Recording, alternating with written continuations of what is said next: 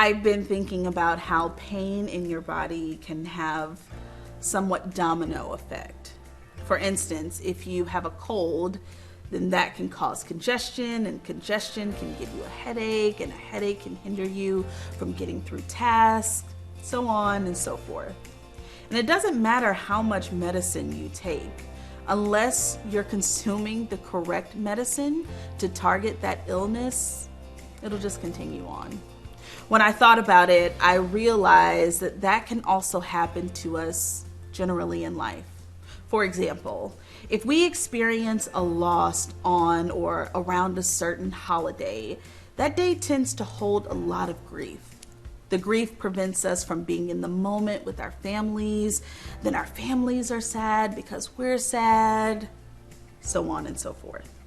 It's important for us to understand that when we are hurting, when we're suffering, we have to seek the remedy that will heal all of our hurt. Jeremiah 30:17 says, "But I will restore you to health and heal your wounds, declares the Lord." When I read this scripture, I'm not only happy that the Lord has the ability to heal me, but I'm convinced that he can heal the hurt caused by others' hurt. Of course, ultimately, the healing promised in this verse was pointing to Jesus and what he would do for us.